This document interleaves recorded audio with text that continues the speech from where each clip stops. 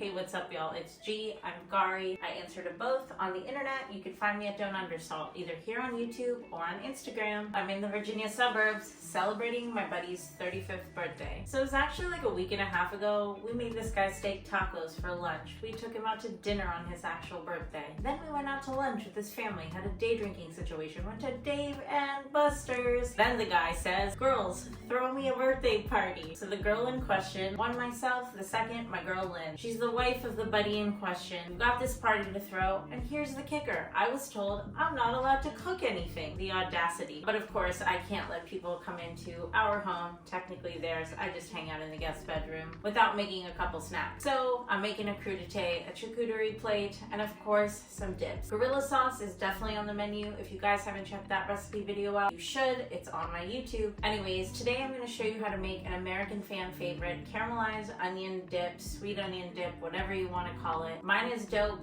homemade, and I use yogurt instead of sour cream, so this one's a little less guilty on the gut, if you know what I mean. So I'm going to start by heating up a pan. It's going to take a couple minutes for it to get hot. A lot of recipes will tell you to use butter for caramelized onions. If you'd like to use butter, you're more than welcome to. Again, I try to keep things as healthy as I can, because we eat pretty indulgent around here, but do whatever fat feels right. Now you've got a hot pan, you're just gonna drizzle it. Again, like I said, you can use oil like I am, or butter if you're feeling fatty. Oil is getting nice and warm in the pan. Give it a little whirl, and you're gonna take about one medium-sized sweet Spanish onion. If you're in a place where you can't get a sweet Spanish onion, that's totally fine. You can use a white onion, you can use a red onion.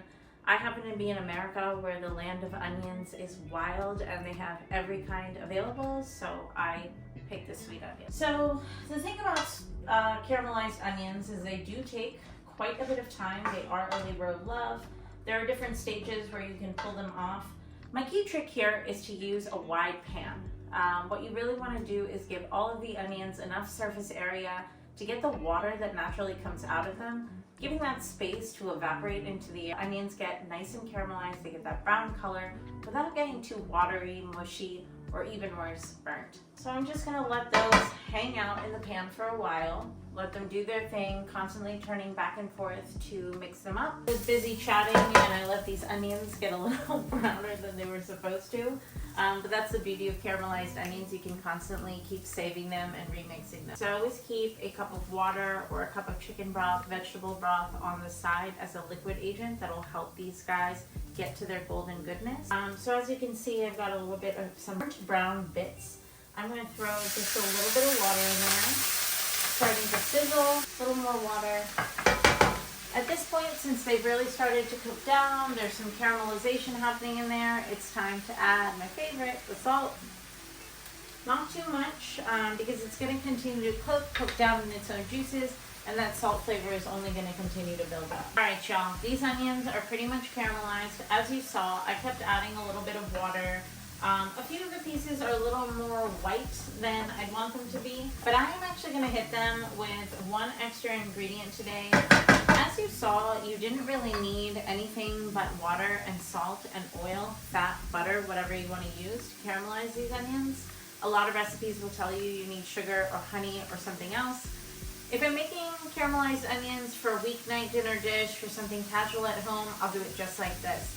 But since we are celebrating my buddy's birthday, I'm going to use a little hot honey. I'm going to add a little bit of sweetness, add a little spicy, plus he's like really jonesing for this hot honey these days. So, I mean, it's the guy's birthday. We'll go with 2 tiny spoon drizzles. I think this is like a 1/4 teaspoon. If you don't have hot honey, that's fine. You can use regular honey, you can use brown sugar, you can use regular sugar. And for the spicy aspect, red pepper flakes, cayenne pepper. I'm hitting it with a bunch of fresh cracked black, Kirkland, Costco for the win. One final stir, a little splash of water, one final dab of salt, and I'm going to give that whole thing a mix. I'm going to let it do one more round in the pan, get a little more sizzly, get a little more brown, then I'm going to pull these things off, cool them down, and in a little while I'm going to show you how to make my sweet onion dip. Alright y'all, these caramelized onions are ready to go. As you can see, they really cooked down a lot. When I started, the pan was completely full. I wish you guys could smell these. They smell amazing. Maybe Elf can tell y'all what's up. What do you think, buddy? caramelized onions are in there. A little bit of water. If you don't happen to have one of these things in your house, you can use a blender, you can use a mixie, you can use a Ninja, a bullet. I don't know, you people have all kinds of names for these contraptions that mush things together. Use whatever you have. For now, I'm using this. Now that you have this nice paste, you're gonna go ahead and start making the dip. I'm gonna take a bowl, grab my hung yogurt. Now you guys, this is basically full fat yogurt that I've had hanging over a strainer with a bowl underneath in the fridge for I think about 6 hours. Sometimes I do it overnight. So we take the bowl, we throw in a couple spoonfuls of the hung yogurt, and technically you did that in the house, so even more homemade. Look at you, chef. A little bit of this caramelized onion situation. All right, y'all.